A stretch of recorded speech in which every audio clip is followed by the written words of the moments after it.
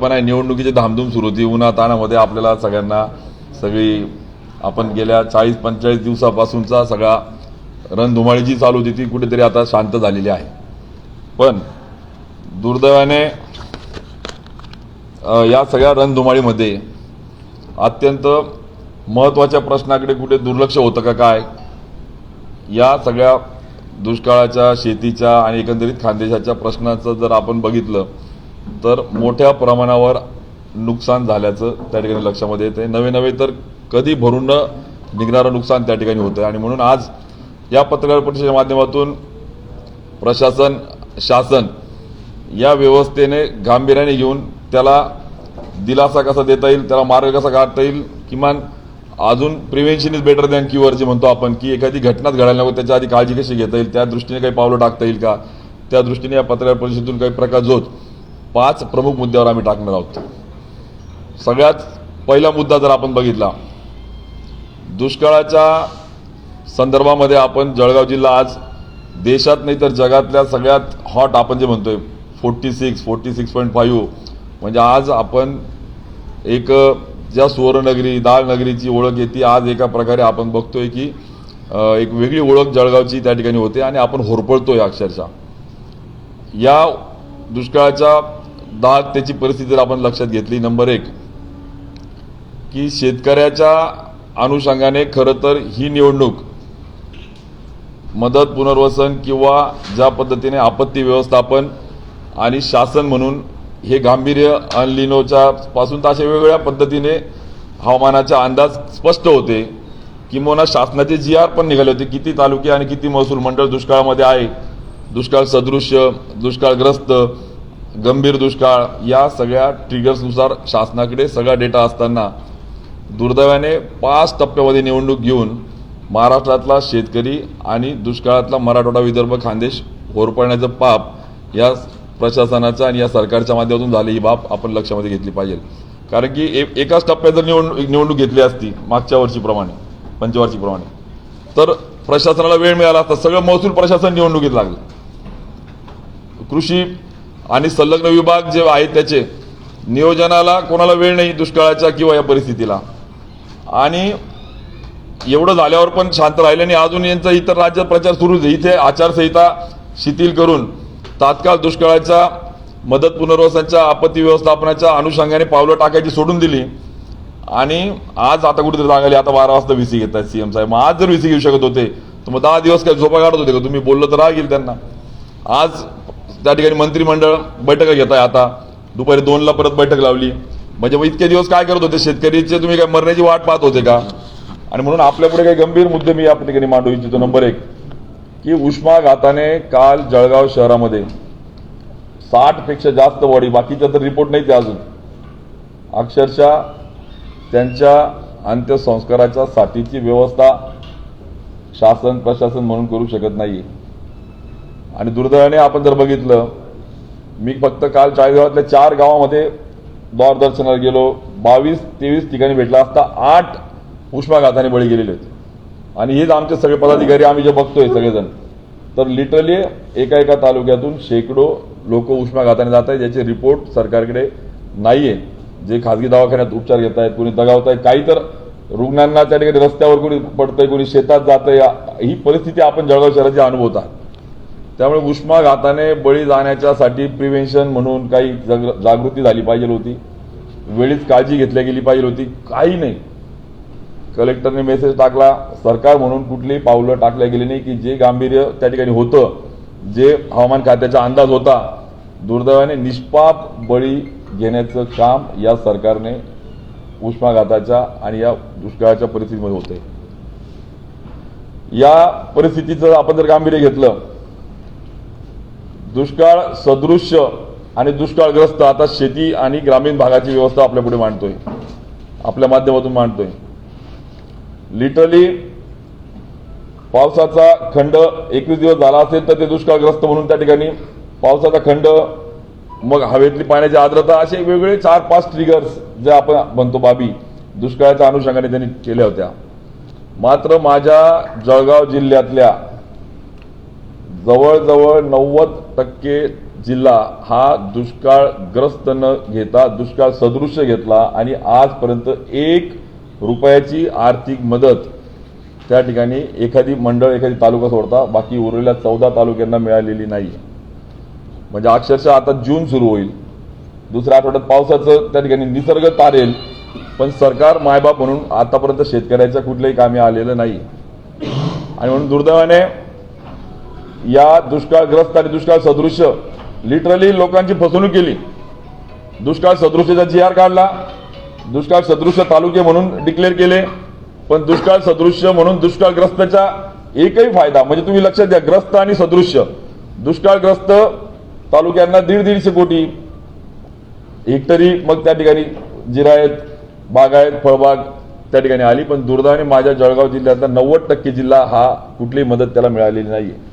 म्हणजे अगदी मदत पुनर्वसन तालुक्यात मंत्र्यांचा पण नाही, पालकमंत्र्यांचा पण नाही आणि जलसंपदा मंत्री आपले गिरीश महाजन साहेबांचा, माजी मंत्री जे आपले आहेत आताचे मंत्री त्यांचा पण नाही. 3 मंत्र्यांचे पण तालुके नाही त्याच्यात.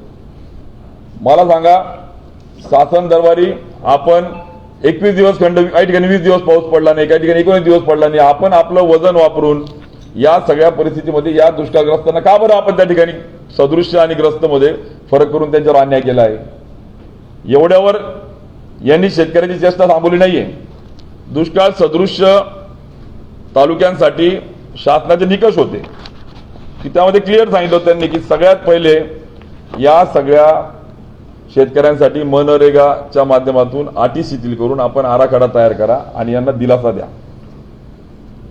आणि दुर्दैवाने रेग्युलर मनरेगाच्या आराखड्याच्या पलीकडे जाऊन शासनाने त्या ठिकाणी GR काढला. तुम्हाला सांगतो, अत्यंत गंभीर बाब आहे. त्या GR मध्ये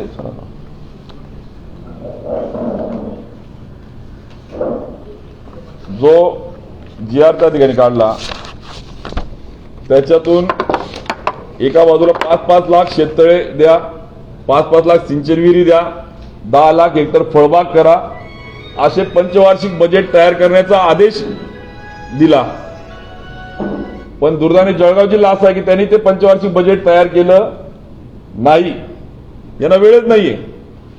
म्हणजे GR ला काही एक अर्थ राहिला आणि ते कागदावरचे त्या ठिकाणी कागदी घोडे झालेले. लिटरली शेतकऱ्यांना ज्या पद्धतीने आपल्याला शेततळे विहिरी आणि फळबाग हे देण्याची संधी होती, अक्षरशः एका तालुक्यामध्ये आम्ही 100 कोटीपर्यंत आराखडा करून 80-80 कोटी रुपये आम्ही दिले चाळीसगाव तालुक्याला, त्यावेळेस मी आमदार होतो. जळगाव जिल्ह्यामध्ये आता खरं तर मागेल त्याला विहीर, मागेल त्याला शेततळे मल्चिंग पेपरसह आणि मागेल त्याला फळबाग, त्याचं नियोजन तयार करून पाऊस पडल्यावर तो त्या ठिकाणी तयार राहील अशा पद्धतीने आराखडा लेबर बजेटसह तयार करायला पाहिजे होता. पण दुर्दैवाने यांची बैठक पण घेतलेली नाहीये आणि त्या GR ला हडताळ फासण्याचं काम त्या ठिकाणी झालंय. दुर्दैवाने साधारणतः 1000 कोटी रुपयाचा शाश्वत शेतकऱ्याला मदत देणारा आराखडा तयार व्हायला पाहिजे होता, पण तो आराखडा तयार झालेला नाही. याचं लेखी करस्पॉन्डन्स केलंय मी मंत्र्यांना पण, सरकारला पण आणि जिल्हाधिकाऱ्यांना पण की या GRच्या अनुषंगाने बैठक घ्या, आराखडे तयार करा. कारण की एका बाजूला आमचा शेतकरी कर्ज काढतो, व्याजाने पैसे आणतो, त्याला विहीर नाही म्हणून, आणि इकडे लाखो विहिरी देण्याचं कागदावर GR प्रोव्हिजन आहे. म्हणजे आज पूर्वी 3 होते, आता वाढले 3.5-4 लाख रुपये झाले एका विहिरीला. म्हणजे एका तालुक्याला 1,000 विहिरी दिल्या असत्या तर 30-40 कोटीच्या विहिरी गेल्या असत्या, 15 तालुक्याला 450 कोटी रुपयाच्या विहिरी मिळाल्या असत्या. शेततळे शेतकरी अक्षरशः नंबर लावतो, त्या कृषी विभागाच्या चक्र मारतो, त्याला शेततळे मिळाले असते, हक्काचे प्रोव्हिजन होती. मात्र महाराष्ट्र इतर राज्यांपेक्षा मागे पडतोय. 1,10,000 कोटीचं मनरेगाचं बजेट आहे. मागेल त्याला या सगळ्या वस्तू देऊ शकला असतो, या गोष्टी देऊ शकला असतो, पण दुर्दैवाने माझा जळगाव जिल्हा, खानदेश, मराठवाडा, विदर्भ यामध्ये आपण बघितलं तो होरपळतोय. आणि या बजेट असताना, पैसे असताना, तरतूद असताना, GR असताना केवळ या मंत्र्यांचं दुर्लक्ष आणि प्रशासनाने याला केराची टोपली दाखवल्याने आज जळगावच्या जिल्ह्यातला शेतकरी आज या सगळ्या योजनेपासून वंचित राहतोय. नंबर 2 की दुष्काळग्रस्त आणि दुष्काळ सदृश्य बाबतीमध्ये त्या ठिकाणी तरतूद होती की आपण पुनर्गठन करा कर्जाचं, वसुली थांबवा. पण दुर्दैवाने वसुली थांबली नाही. मग राष्ट्रीयकृत बँक असू द्या किंवा जिल्हा बँक असू द्या किंवा कोऑपरेटिव्ह बँक असू द्या, शेतकऱ्याकडनं शक्य तेवढं वसुली करायचं काम सुरूच आहे. आणि मग दुष्काळ सदृश टाकून तुम्ही कोणत्या बैठकी घेतल्या? जसं स्टेट लेवल बँकिंग कमिटी मुख्यमंत्र्यांना घ्यावी लागते मुख्य सचिवाच्या अध्यक्षतेखाली. डिस्ट्रिक्ट लेवल बँकिंग कमिटीने काय किती थांबवलं, कोणती वसुली थांबवली, चालू आहे सरसकट. ऍक्च्युअली क्लिअर कट सांगितलंय दुष्काळ सदृश तालुक्यामध्ये वसुली करता कामा नाही. त्याचा GR आहे, पण काय नाही, तो पण कागदावर येतो, त्याची अंमलबजावणी नाहीये. आणि मग या सगळ्या परिस्थितीमध्ये 29 डिसेंबर 23चा तो GR आहे क्लिअर, की जर दुष्काळाच्या सदृश तालुक्यामध्ये घोषित केलेले त्याच्यामध्ये पीक कर्जाचं पुनर्गठन करावं, शेतीशी निगडीत कर्जाच्या वसुलीत स्थगिती देणे. म्हणजे दुष्काळग्रस्त तर केलंच नाही, सदृश्यमध्ये टाकून फसवणूक केली आणि सदृश्याचे किमान जे फायदे होते आम्हाला ते पण त्या ठिकाणी मिळताना दिसत नाही. या GR नुसार कुठल्याही कर्जाला स्थगिती नाही आणि शेतकऱ्यांकडून अर्ज मागून पुनर्गठन करायला पाहिजे होतं, कुठलाही अवेअरनेस नाही. आणि अजून वरून सांगायचं अर्ज झाले नाही आमच्याकडे पुनर्गठनचे, निर्लज्जपणे सांगायचे. त्यामुळे शेतकऱ्याच्या कर्ज त्या ठिकाणी घेण्यामध्ये अडचणी येत आहेत. नंबर 1. नंबर 2, आपण जर आता बघितलं की मग त्यामध्ये अशी पण तरतूद होती की या सगळ्या शेतकऱ्यांना दुष्काळाच्या अनुषंगाने त्यांच्या मुलांच्या फी मध्ये माफी द्या, वीज बिलामध्ये 33% माफ द्या. हे शासनाचं धोरण आहे, त्याचा GR आहे. ऑलरेडी मदत पुनर्वसन खात्याने तो काढलेला GR आहे, पण अंमलबजावणी झालेली नाही. याची खंत आहे आमच्या जिल्ह्याचे मदत पुनर्वसन मंत्री असताना शेतकऱ्यांना मदत पण नाही, त्याचं पुनर्वसन पण नाही. म्हणजे इथे मदत नाही, पुनर्वसन नाही, शाश्वत कुठले पावलं नाही आणि कागदावर हे सगळे GR त्या ठिकाणी आहे. आणि परिणाम स्वरूप आज आपण जर बघितलं तर त्याला शैक्षणिक फी मध्ये माफी नाही, त्याच्या वीज बिलात 33% माफी नाही, त्याला कर्जाच्या पुनर्गठनासाठी कुठल्या बैठका नाही, त्याला कर्ज पुनर्गठन तर सोडा, अनिष्ट तफावत मधल्या 291 मधल्या 25,000 शेतकरी आज जर म्हटले तर त्यांना कर्ज मिळत नाही. ते बिचारे वन फिरतायत. 15 एप्रिलला हातात पैसे यायला पाहिजे होते, आज 15 मे चालला गेला, मे एंड आला तरी भांडवल नाही. आणि बाजारात जर गेलं तर अन्य बियाणं घ्यावं लागतंय.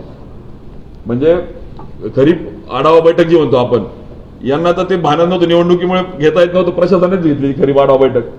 आणि मग आता मात्र निवडणुकीनंतर तात्काळ बियाण्याचं काय नाही, कुठलाही त्या ठिकाणी नाहीये. शेतकरी मागतोय राशी, त्याला द्या ना बियाणं, हे सांगतात. हे नाही घ्या तुम्ही, सगळ्या कंपनीचं सारखंच बियाणं आहे. कंपनीचे प्रतिनिधी झाले का आता? शेतकऱ्याला जे आवडेल ते बियाणं घेईल ना तो. हे सांगताय तुम्ही एक काम करा, एकच बियाणं मागू नका. अरे तुम्ही जातात, तुम्हाला आवडीचे कपडे घेतात, तुम्हाला आवडीचे पदार्थ खातात, तुमच्या आवडीच्या हॉटेलमध्ये जातात, तुम्हाला चॉईस आहे. शेतकऱ्याला चॉईस नाही का? म्हणजे शेतकऱ्याला कावर बंधन आणता तुम्ही? पण तुम्हाला आधी सांगायला हवं होतं त्याला, की अशा पद्धतीने होईल. म्हणजे या सगळ्या परिस्थितीमध्ये आज अक्षरशः शेतकऱ्याच्या भावना जर आपण समजून घेतल्या ग्रामीण भागातल्या, एका बाजूला कर्ज भेटत नाहीये, दुसऱ्या बाजूला व्याजाने पैसे आणले तर बियाणं ऑन देऊन घ्यावं लागतंय, तिसऱ्या बाजूला त्याला दुष्काळ सदृश्याच्या नावाने फसवलं गेलं. त्याला असं वाटलं कुठेतरी मायबाप सरकार होईल, त्यात सदृश्याच्या दृष्टिकोनातून कुठल्याही GRच्या अंमलबजावणी झालेली दिसत नाहीये. आणि या सगळ्या परिस्थितीपुढे नंबर 2 की कापूस घरामध्ये आहे. आज तुम्हाला पण कल्पना आहे, आपण पण शेतकऱ्याची मुलं आहोत, आपण ग्रामीण भागाचा आपला संपर्क अप्रत्यक्ष प्रत्यक्ष आहे. 2 वर्ष झाले कापूस भाव नसल्याने घरामध्ये कापूस पडला आहे. माझा यांना सवाल वजा यांना माझी सूचना आहे आमच्या शिवसेनेच्या माध्यमातून की यांनी कापूस भावांतर योजना पाचोऱ्याला येऊन आणि जळगावला येऊन भुसावळला येऊन त्यांनी डिक्लेअर केली. बरोबर आहे? कधी देणार आहे तुम्ही? शेतकरी मेल्यावर? त्याच्या घरातला कापूस ठेवला, त्याला किडे पडले, बिचारायला त्या किड्यांमुळे रोगराई पसरली, घराघरामध्ये खास सारखे आजार सुरू झाले. आणि तो मग उद्या अजून काय करतील? अटी शर्ती लावतील, KYC लावतील, अभ्यास करू. आज माझी त्यांना सूचना वजा शिवसेनेच्या माध्यमातून महाविकास आघाडी म्हणून आम्ही पुढच्या काळामध्ये अजून आंदोलन उभारू की सरसकट तुम्ही शेतकऱ्यांना मदत द्या. आता तुम्ही म्हणाल फेडरेशनला, कशाला फेडरेशनला त्यांनी कापूस विकला नाही, CCI कापूस विकला नाही, मग तुम्ही रिसिप्ट कोणत्या घ्याल? तुम्ही खासगी व्यापाऱ्यांना विकला असेल, कमी वाहन विकलाय, म्हणजे अटी शर्तीमध्ये अजून त्याला आता लंब लावू नका, आता जास्त अभ्यास करू नका. तुमच्या अभ्यासाचे पाहिले महाराष्ट्राने काय अभ्यास करता, काय बोंब पाडता तुम्ही, जास्त अटी शर्ती आता देऊ नका. सरसकट जसं उद्धव ठाकरे साहेबांनी, उद्धवजींनी अंगठ्यावर कर्जमाफी दिली, अंगठा ठेवला, बायोमॅट्रिक्स व्हेरिफिकेशन झालं आणि दुसऱ्या बाजूला काही पैसे दिले, तशी त्याची मानसिक त्याला छळू नका. आता शेतकऱ्याला पीक पेरानुसार सरसकट सातबाऱ्यावर जो पीक पेरा आहे तशा पद्धतीने त्या ठिकाणी मदत दिल्या गेली पाहिजे, म्हणजे तो त्या ठिकाणी वाचेल. कारण की दुसऱ्या बाजूला तुम्हाला सांगेल, मी जे बोलतोय, मी आज पत्रकार परिषदेनं आम्ही शिवसेनेच्या आम्ही गेल्या 4 दिवसापासून पूर्ण अभ्यास पूर्ण ठरवलं की आपल्याला फक्त आरोप आणि आक्षेप नाही घ्यायचे, तर पर्याय पण द्यायचे.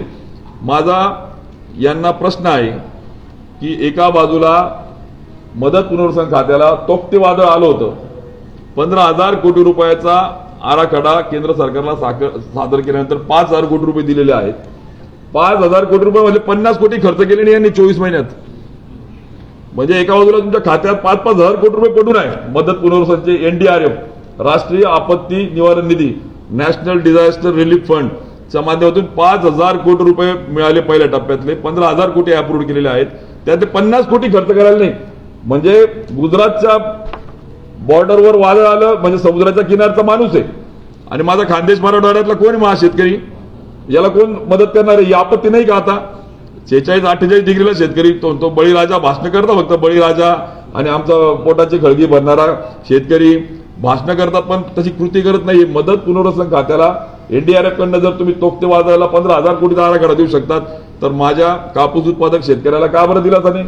सोयाबीन उत्पादक शेतकऱ्याला दिलाच नाही. आता काल कुठेतरी तुम्हाला सांगतो, आज जर विचारू ना कृषी मंत्री कोण आहे, सांगता येत नाही, कोणालाच माहित नाही. राज्यातला कृषी मंत्री, राज्यातला जाऊ द्या, केंद्रातला कृषी मंत्री तर खात्रीने सांगतो मला, केंद्रातला कृषी मंत्री कोण माहित नाही. केंद्रातल्या कृषी मंत्र्याचा प्रभार हा प्रभारी व्यक्तीकडे आहे, प्रभारी मंत्रीकडे आहे. फुल टाइम पूर्ण वेळ कृषी मंत्री नाहीये आणि कृषी प्रधान देश म्हटला जातोय. दुर्दैव आहे. मला आठवतं मी लहान होतो, माझ्या पंचायत समिती सभापती वागळीचे सुधीर दादा सोनवणे अजून पण डोक्यात आहे. काम होतं, कर्तृत्व होतं. आपल्याला आठवतं कोणत्या काळात कोण कृषी मंत्री होतो, कोण काय त्या पदावर न्याय दिला होता. आज अशी परिस्थिती. राज्यातला कृषी मंत्री कोण तर सांगता येत नाही. केंद्रातला कृषी मंत्री कोण, मी या अर्थाने म्हणतोय की त्या पदाला न्याय देत नाहीये. शेतकऱ्यांशी एकरूपच होत नाहीये, ग्रामीण भागाच्या प्रश्नाशी एकरूपच होत नाहीये. आणि दुर्दैवाने आपण जर बघितलं तर कापूस भावांतर योजना म्हणजे काय, हमी भाव, बाजार भाव आणि त्याला मिळत असलेला भाव, याच्यातला फरक जो आहे, भावातला अंतर, तो भरून काढण्यासाठीच त्यांनी 4,000 कोटीची घोषणा केलेली आहे पाचोऱ्याच्या सभेमध्ये आणि भुसावळच्या सभेमध्ये. या 4,000 कोटी रुपये शेतकऱ्याला त्यांनी, आता काल कृषी मंत्री एका ठिकाणी बोलले मुंडे की आम्ही 5,000 रुपये देऊ म्हटले हेक्टरी. म्हणजे सोयाबीनचं बोलले ते, पण कापसाचं बोलले नाही. म्हणजे 5,000 रुपये हेक्टरी सोयाबीनचं म्हटले. 25 क्विंटल जर पकडलं तर 150 रुपये ते येतं क्विंटल मागे, 150 रुपये म्हणजे 140 रुपये मजुरी आमच्या मनरेगाच्या कामगाराची. म्हणजे शेतकऱ्याला तुम्ही मनरेगाच्या मजुराची मजुरी द्याल तुम्ही आता.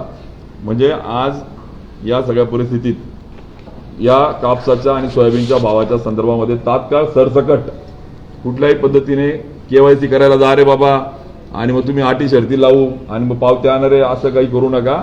आता तुमचा अभ्यास खूप झाला, तिची बोंब पडेल तुमच्या आता तरी सुधरा तुम्ही आता आणि तो न्याय त्या ठिकाणी द्या. तिसरं की या सगळ्या परिस्थितीमध्ये आपण केळीच्या अनुषंगाने आज बघितलं, काल वादळ आलं. 24 तासाच्या आत कंपनीला इंटिमेशन द्यावी लागते आणि मग त्यांनी पंचनामा केला तर त्याला तो 40 किलोमीटर ताशी वेगाने त्याच्यामध्ये ट्रिगर आहे. जर तो रेकॉर्ड झाला असेल तर मदत मिळेल, पण त्याला मदत तिहेरी मिळाली पाहिजे. एक, निसर्गाने गाडलं म्हणून विमा असेल तर कवच मिळेल, नसेल विमा तर सरकार काय देईल. सरकारची भूमिका आहे का नाही काही. तात्काळ त्या ठिकाणी आपण घोषणा केली पाहिजे, त्याला दिलासा दिला पाहिजे. कुठेच नाही, कापूस उत्पादकाला पण नाही आणि केळी उत्पादकाला पण नाही. अहो तुम्ही विम्याच्या आमच्या हक्काचे पैसे द्यायला बोंब पडत नाही. तुमचे 3 वर्ष झाले. आता राज्याच्या मंत्र्यांकडे प्रस्ताव पडू नये, सचिवांकडे आम्ही जिल्हाधिकाऱ्यांकडे प्रस्ताव पाठवलाय, तिथे बोंब पाडा तुम्ही, तिथे तुम्ही न्याय द्या. तिथे आमच्या 7,700 शेतकऱ्यांची लागवड असताना यांनी सांगितलं तो प्रस्ताव प्रलंबित आहे, तिथे बोंब पडत नाही. आणि ते बांधावर जाऊन तुम्ही काय शेतकऱ्यांचे दुःख हे करणारे, हे खोटे आसरू पुसतायत. तुम्ही तिथे बोंब पाडा मंत्रालयामध्ये, आमचे प्रस्ताव प्रलंबित, तिथे त्या कंपनीला त्या सचिवाला घेऊन बसा आणि तिथे न्याय दिला तर इथे शेतात न्याय मिळेल. त्यामुळे केळीच्या शेतकऱ्याच्या संदर्भात तुम्हाला सांगतो, महामंडळाची घोषणा केली. अरे आता जागा व्हा, ते महामंडळ एका बाजूला ते नुसतं महामंडळाची घोषणा केली, हरिभाऊंचं नाव देऊ सांगितलं स्वर्गीय, ते नाव तर दूर राहिलं, महामंडळ पण दूर राहिलं, अजून आस्थापना नाही, त्याला कार्यालय नाही, त्याला कधी करणार तुम्ही. म्हणजे काय काय त्याला काही खूप मोठं काम आहे का, काही त्याला मोठं R&D करायचं आहे का, त्याला कोरोनाची लस शोधायची आहे, काही क्षेपणास्त्र शोधायचं आहे? महामंडळाची स्थापना करून नाव देऊन त्याला ऑफिस द्या, त्याला सायंटिस्ट द्या, त्याला नवीन नवीन व्हरायटी रिव्हर्स इंजिनिअरिंग करा, देशात जगात काय चालू आहे आणा आणि शेतकऱ्याला कॉन्फिडन्स देऊन त्याच्याबद्दल चालू करा. पण तेही काम होत नाही. मनरेगाच्या जे काही त्या ठिकाणी केळीच्या साठीचं मनरेगात समावेश केला, आपण संघर्ष केला, आपण पाठपुरावा केला, पण दुर्दैवाने मनरेगाचे नॉर्म्स पण क्लिअर होत नाही. म्हणजे त्याला केळीसाठीचे नॉर्म्स क्लिअर करा, प्रस्ताव घ्या, कार्यशाळा घ्या. 6 पत्र दिले मी जिल्हाधिकाऱ्याला, 6 पत्र. या मंत्र्यांना पत्र दिले 3-3 वेळेस मी की तुम्ही कार्यशाळा घ्या. नाही थांबा, आमच्या उपस्थिती, यांच्या उपस्थिती यांना खूप हाऊस राहते. कळत तर काही नाही, अभ्यास करायला वेळ नाही यांना. कुशल काय अकुशल काय, मनरेगाचे नॉर्म्स काय ते माहित नाही यांना. आणि दुर्दैवाने या सगळ्या बाबतीमध्ये केळीतलाही शेतकरी आमचा होरपळला जातोय. तुम्हाला सांगतो की ज्या पद्धतीने राष्ट्रीय आपत्ती निवारण किंवा राज्य आपत्ती निवारण निधीमधून तोक्ते वादळासारख्या ठिकाणी 15,000 कोटी देऊ शकतात, तर आमच्या फळबागा, माझ्याजवळ फोटो आहे आता मोसंबीचा, काल पाचोरा तालुक्यातला पिंपळगाव हरेश्वरचा शेतकरी अक्षरशः ढसाढसा रडत होता. बागा जात आहेत. ज्या आईच्या पोटातला 9 महिने 9 दिवस झालेलं बाळ ज्यावेळेस दगावतं ना, त्या आईलाच ती काय स्थिती ती सांगता येईल तिची, बिचारी जावे त्याचा वंश तेव्हा काय. आणि त्या आई ज्या पद्धतीने पोटातला गोळा सांभाळते ना, त्या पद्धतीने आमचा शेतकरी फळबाग सांभाळतो. 2-2, 2.5-2.5, 3-3 वर्ष फळबाग जेव्हा जोपासतो तेव्हा त्याला फळ सुरू होतं. त्याला वाटतं कुठे मुलाचं शिक्षणाला काम होईल, मुलीच्या लग्नाला काम होईल. पण दुर्दैवाने तुम्हाला सांगतो की या फळबागा पूर्ण उद्ध्वस्त होत आहेत. आणि दुष्काळ सदृश्याच्या नावाखाली काय देणार तुम्ही आम्हाला? राष्ट्रीय आपत्ती आणि राज्य आपत्ती निवारण निधीतून याला तात्काळ प्रस्ताव तयार करा. तुम्ही निकष जे आहेत, ट्रिगर्स, ते सगळे बसा. नसेल तर तुम्ही सरकार आहे, जे बसत नाही ते बसवा. आणि आमच्या फळबाग धारकांसाठी शाश्वत ठोस त्याला मदत दिली पाहिजे की जेणेकरून त्याचं 10, 15, 20 वर्षाचं पीक आहे त्या अनुषंगाने त्याला उभं करता येईल का. अन्यथा शेतकरी जर याच्यात फसला ना, तर उद्यापासून, आज हे चालूच आहे, पण हे आत्महत्येच्या गर्तेमध्ये शेतकऱ्यांना टाकण्याचं पाप हे सगळे करतायत, हे लक्षामध्ये त्या ठिकाणी येईल. आणि म्हणून आज यांचं धोरण काय, तर शेतकऱ्यांचं मरण. यांचं धोरण काय आहे, तर GR काढायचे आणि शेतकऱ्याच्या जीवावर उठायचं.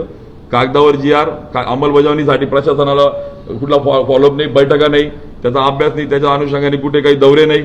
आणि या सगळ्या माध्यमातून आपण कापूस, केळी, सोयाबीन आणि दुष्काळाची परिस्थिती आपण जर बघितली तर अशा पद्धतीने शेतकरी होरपळतोय.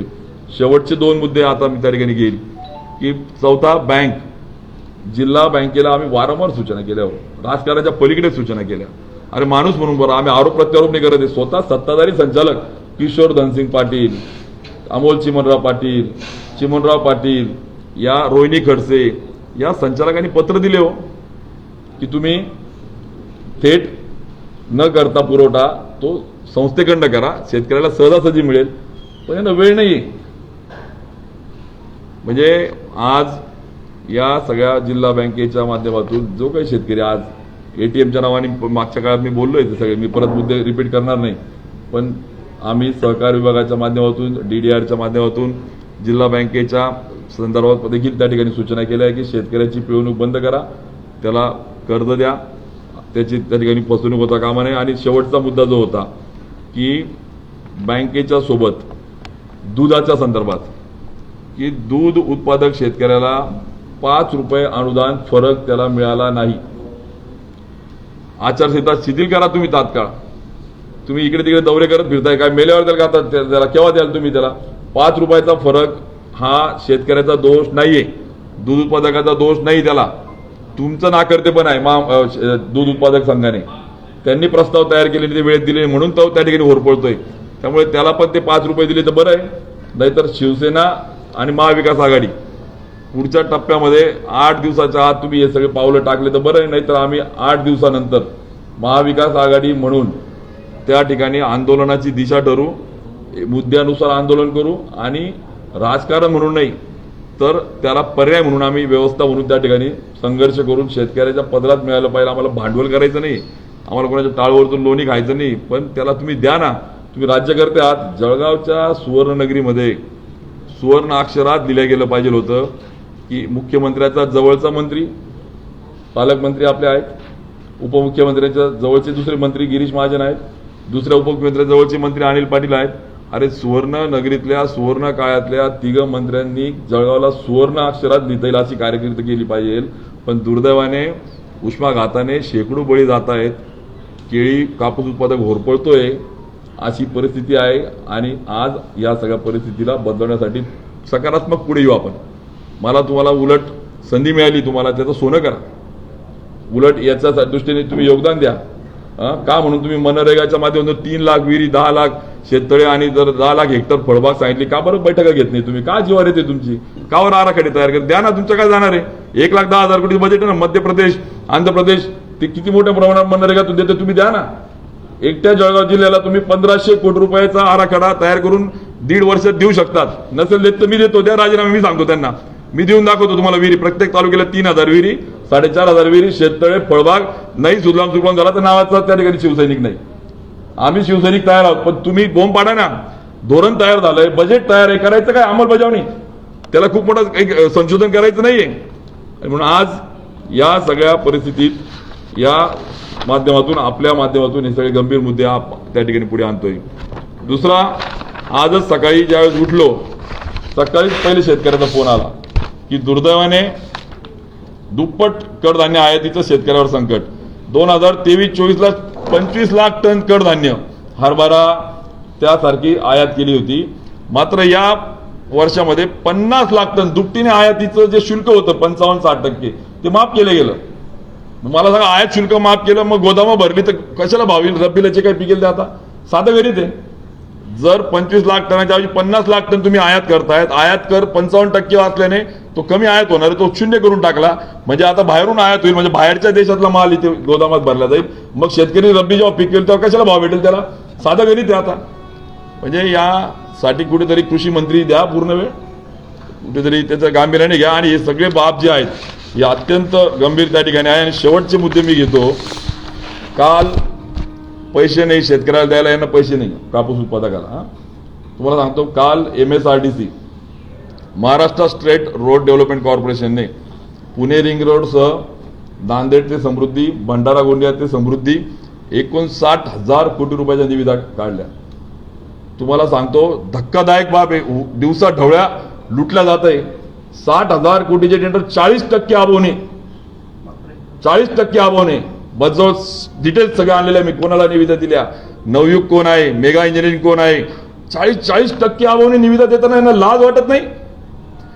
NHAI ला त्याच निविदा दिल्या असतात 60,000 कोटीच्या, तर 20%, 15%, 30% बिलो झाल्या असतात. झाले ना. आमच्या चाळीसगाव पासून तर जळगाव पर्यंत रोड 25% बिलो झाला, जो आज धुळे ते जळगाव केला ना NHAI ने. म्हणजे MSRDC हे चरायचं पुरण आहे का? 60,000 कोटी रुपयाच्या 40% अबो म्हणजे 24,000 कोटी रुपयाची तिजोरीवर या पूर्ण लुटायचं काम झालंय. आरोप नाहीये, झालंय. आणि याच्या पलीकडे जर आज NHAI कडे राहिले असते 60,000 कोटी, बिलो 20% गेले असते तर 12,000 कोटी वाचले असते. म्हणजे 24 आणि 12 36,000 कोटी रुपयाचा दरोडा या तिजोरीवर टाकला जातोय. आणि वाईट काय माहितीये का? तुला मंत्रिपद दिलं जात नाही, एक पॅकेज तुला 1600 कोटीचं, तुला मंत्रिपद देऊ शकत नाही. तू सांगेल त्याला पॅकेज. म्हणजे बापाची ठेवे. तिजोरीचा पैसा हा राज्यातल्या करदात्यांचा आहे, या शेतकऱ्यांचा आहे, सर्वसामान्यांचा आहे. आणि तुम्ही खिरापत म्हणून वाटतायत 60,000 कोटीचे टेंडर. दुर्दैवाने मी जेव्हा MSRDCचे MD यांची भेट घेतली, अनिल गायकवाड, दुर्दैवाने आमचा जळगाव, धुळे, नंदुरबार 3 जिल्हे असे राहिले की जे समृद्धीला जोडले गेले. पूर्ण महाराष्ट्र जोडला गेला आहे. नागपूर ते पंढरपूर पार गोव्यापर्यंत भक्ती शक्ती मार्ग केला. नांदेड ते समृद्धी तिथे जोडला गेला. भंडारा गोंदिया जोडला नव्हता, तो नागपूरला समृद्धीला जोडला गेला. मग आमचे 3 नाही 4 तिकडे गावीत हे 3 मंत्री 4 मंत्री कॅबिनेटला तुमची दाढ उठत नाही का? बोललं तर लाजा वाटतंय तुम्हाला. माझं बोललेलं लागतं तुम्हाला शिवसेना आम्ही बोलतो तर. काय करताय तुम्ही? 3 जिल्हे राहिले फक्त, जळगाव, धुळे, नंदुरबार, की जे समृद्धीला जोडले जात नाही. आमची पिढी होरपळते. मला आठवतं आमचे जळगावचे क्रीडाचे अध्यक्ष ज्यावेळेस आले त्यावेळेस या 3 मंत्र्यांना भेटले. यांना वेळ नाही समजून घ्यायला की अरे आपण एखादी ज्या पद्धतीने ग्रीन लाईन म्हणजे शॉर्टकट शोधा. गडकरी साहेब म्हटले NHT करू शकत नाही, जसं MSRDCने जोडलं नांदेड समृद्धी, भंडारा गोंदिया समृद्धीला जोडला, तसा तुम्ही जळगाव, धुळे, नंदुरबार जोडणारा एक DPR तयार करा. दुर्दैवाने 3 जिल्हे खानदेश होरपळतोय आणि देशाच्या गोष्टी करतात, त्यांना लाजा वाटत नाही. म्हणजे अक्षरशः तुम्हाला सांगतो, दुसरा पहिला नंबर 1 MSRDC भाऊ 36,000 कोटी रुपयाची लूट. 2 ज्या NDRF राष्ट्रीय आपत्ती निवारण 15,000 कोटीतले 5,000 कोटी रुपये यांना दिले, त्यातले 50 कोटी खर्च केले नाही हो. 24 महिने 36 महिने तुमच्या खात्यामध्ये पैसे पडून राहतात 4,950 कोटी रुपये, आणि इकडे शेतकऱ्यांना द्यायला तुमची दाढ, इथं हिंमत नाही होत तुमची इथे. आणि नंबर 3रा मुद्दा तुम्हाला सांगतो की एशियन डेव्हलपमेंट बँक ADB, कोरोनाचं संकट आलं, आमच्या खासदार निधीपासून लोकातल्या जगातल्या अनेक दात्यांनी, देशातल्या दात्यांनी मदत केली. कोरोना रिलीफ फंड द्या, हे द्या, ते द्या, अक्षरशः सगळ्यांनी पूर्ण ओतप्रोत ज्याला शक्य ती मदत करत होता. यांनी डिझास्टर प्लॅन केला की प्रत्येक जिल्ह्याला आपण 500 बेडचं हॉस्पिटल करू. पहिल्या टप्प्यात 10 आणि दुसऱ्या टप्प्यात 9, पार अंबरनाथ ते हिंगोली, तर त्या जळगावपासून तर अलिबागपर्यंत, नंदुरबार पासून तर नांदेडपर्यंत 500 कोटी रुपये एशियन डेव्हलपमेंट बँकेने दिले. सन्माननीय मंत्री महोदय होते आपले वैद्यकीय शिक्षण मंत्री. 1900 गुणिले 500 जर केलं तर 4,500 कोटी रुपये होतात साधारणतः. किती होतील ते? 10,000 पहिले 10 म्हटले तर तेच त्या ठिकाणी 500 प्रमाणे तुमचे 5,000 होतात, आणि पुढचे 9 टप्प्यातले 4.5 कोटी. म्हणजे असे एशियन डेव्हलपमेंट बँक फंडिंग देते की हॉस्पिटल करा. यांनी निविदा सुद्धा पूर्ण केल्या नाही या पुढच्या टप्प्यातल्या ज्या होत्या. आणि का बरं? तर PSUला द्या, यांच्या सोयीच्या PSUला द्या, यांच्या सोयीचा याला दिले पाहिजे, जेणेकरून कॉम्पिटिशन होणार नाही. म्हणजे जर तुम्ही सिरियस होतात, 24 महिन्यात हॉस्पिटल पूर्ण केले पाहिजे होते. तुम्ही शासनाला पैसा दिला पाहिजे होता. ADB मधून तुम्ही हॉस्पिटलला पैसे, तुम्हाला केंद्राची योजना आली म्हणून IT मिळाले, ते बी त्यांचं कर्तृत्व नाही का? प्रस्ताव पाठवला, इनोव्हेशन केलं, एखादी पाठपुरावा केला. दुसऱ्या बाजूला MSRDCला पैसे चालू आहेत, तिसऱ्या बाजूला आपत्ती निवारण तोक्ते वादळ, म्हणजे गुजरात पासून तर सिंधुदुर्ग पालघरला पैसे येत आहेत. मग कापसाला पैसे नाही, सोयाबीनला पैसे नाही, दुष्काळाला पैसे नाही, समृद्धीला जोडायला पैसे नाही. मग नक्की करतात काय तुम्ही? म्हणजे हे सगळ्या याचं अजून फक्त उदाहरण आहे. मी फक्त आता डेमो दिला आहे. जेव्हा अजून काही बाबी सांगेल ना, मी जे बोललो होतो की खानदेश यांना माफ करणार नाही, प्रचंड त्या ठिकाणी खानदेशाला मागे टाकण्याचं पाप केलं जातंय, ही बाब आजच्या पत्रापासून देतो. आणि पुढच्या काळामध्ये मात्र 4 तारखेच्या निकालानंतर, आचारसंहिता शिथिल झाल्यानंतर आम्ही महाविकास आघाडी मिळून समन्वय करू, सगळ्यांना सोबत घेऊ, आणि पुढच्या टप्प्याटप्प्याने विषयानुसार त्याला आपण गांभीर्याने त्या ठिकाणी घेऊ. आणि म्हणून मी जे बोललोय, मी आरोप नाही करत, मी GR घेऊन आलोय. हा बघा GR, करा आराखडा. याच्यात म्हटलंय की विहिरी द्या, याच्यात म्हटलंय की तुम्ही द्या त्यांना शेततळे, द्या त्यांना फळबाग लागवड. मी GR घेऊन आलोय की तुम्ही जर एका बाजूला MSRDCचे 59,000 कोटीचे टेंडर काढायला पैसे येत आहेत तुम्हाला, 40% आवं तुम्ही जातायत, ते द्या ना टेंडर, करा चौकशी, याची चौकशी झाली पाहिजे याचे कस काय पैसे वाटताय खिरापती या. आणि म्हणून या सगळ्या गंभीर विषयांच्या साठी आज ही पत्रकार परिषद त्या ठिकाणी होते. माझी एकच रास्त अर्थ हा काय की माझ्या ग्रामीण आणि शेतकऱ्याला त्या ठिकाणी थांबवलं पाहिजे. आज सकाळपासून 22 फोन, जळगाव शहरात 3 तास लोड शेडिंग, जळगाव शहरामध्ये लोड शेडिंग सुरू आहे. 5 दिवस झाले ग्रामीण भागात लाईट नाहीये, गिरणीचं आवर्तन आलं, प्यायला गुरांना पाणी नाही, चाऱ्यासाठीचं आहे ते नाही. तुम्हाला सांगतो GR काय माहिती का, की ज्या ठिकाणी दुष्काळ सदृश्य महसूल मंडळ दिले आहेत त्यांना निविष्ठापूर्व आणि जे लघु सिंचन प्रकल्प आहे, जसं आता हातनूर आहे, मन्याड आहे, गिरणा आहे, बरोबर आहे का, इथल्या बॅकवॉटरमध्ये ती जमीन आहे तिथं चारा पिकवा आणि त्या शेतकऱ्याला देता येईल. किती दिलं यांनी? किती असे लघु सिंचन प्रकल्प आहेत की त्यांना यांनी चाराचं बियाणं पुरवलं नाही केलं. तुम्हाला सांगतो अजून दुष्काळ सदृश्य तुम्हाला सांगतो की cattle relief and fodder camp, पशुधनासाठी गोशाळा, तेव्हा याला तरतूद केली. 23 ऑगस्ट 23चा GR आहे. पैशाची बजेट केली. किती ठिकाणी जळगाव जिल्ह्यामध्ये त्या ठिकाणी गोशाळा आणि त्या ठिकाणी सुरू आहे की गुरं आणा आणि ते चारा दिला जाईल. कुठं चालू आहे? कुठेच नाही. म्हणजे कागदावर GR सगळे. म्हणजे या सगळ्या परिस्थितीमध्ये, दुष्काळी परिस्थितीमध्ये जलाशयाखाली, तलावाखालील जमिनीचा विनियोग चारा पिकेबाबत करण्याबाबत कधी त्याच्यावर 21 सप्टेंबर 2023चा काहीच नाही. एक दाखवा तुम्ही जळगाव जिल्ह्यात मला की ज्या तलावाच्या खालच्या जमिनीमध्ये यांनी चारा पिकं घेतली. म्हणजे या सगळ्या परिस्थितीमध्ये पशुधन, आमचं गोधन, जे बुक जनावर म्हणतो आपण, ते पण होरपळतंय. जो आमचा शेतकरी आहे तो पण होरपळतोय. कापूस, केळी, सोयाबीन उत्पादक, लिंबू, मोसंबी तो पण होरपळतोय. सिंचनाच्या प्रकल्पाला पैसे नाही सांगतात. MSRDCला 40% पैसे आहे. एशियन डेव्हलपमेंट बँकेने 500 कोटीचे 500 बेडला जे पैसे येत आहेत ते खर्च करत नाही. म्हणजे इकडे तुम्ही प्रश्न पाठवा, पोखराचा दुसरा टप्पा पाठवला यांना वेळ नाही. जो शेतकऱ्याला लागतोय, बिचारे शेतकरी वाट पाहत आहेत, तो प्रस्ताव पाठवत नाही यांना, कारण यांना चिरीमिरी नाही भेटणार ना, कारण ते गाव पातळीवर जात आहेत पैसे. इंडिव्हिज्युअल प्रस्ताव होते ते यांना भेटणार नाही, दलाली करायला भेटणार नाही यांना. इथे कसं लमसम त्या ठिकाणी दलाली करायला भेटते, मेवा खायला भेटतो. आणि दुर्दैवाने कुठे शेण खायचं, कुठे नाही खायचं, किती खायचं, किती किती तुमचा त्या ठिकाणी आपण जे म्हणतो सत्तेमध्ये गेल्यावर तुमच्या डोक्यात धुंद येईल. आणि म्हणून मी जे वाक्य बोललो की सुवर्णनगरी असलेल्या आमच्या जळगावातल्या सुवर्ण अक्षरात लिहिल्या जायला पाहिजे अशा 3 मंत्र्यांची कारकीर्द असली पाहिजे. त्याच्यासाठी आम्ही सकारात्मक आंदोलन करायला तयार आहेत. आम्ही नुसतं संघर्ष रस्त्यावर करून आरोप आणि आरोळ्या मारायला नाही. आम्ही GR घेऊन त्याला पर्याय देतोय. आम्ही त्यांना पर्याय देतो. एडीबीत पैसे मिळत आहेत, NDRF मधून पैसे मिळत आहेत, मनरेगातून पैसे मिळत आहेत, त्याला पर्याय आहेत, त्यानुसार कार्यवाही करा. एवढंच पत्रकार परिषदेच्या माध्यमातून आजचे विषय होते.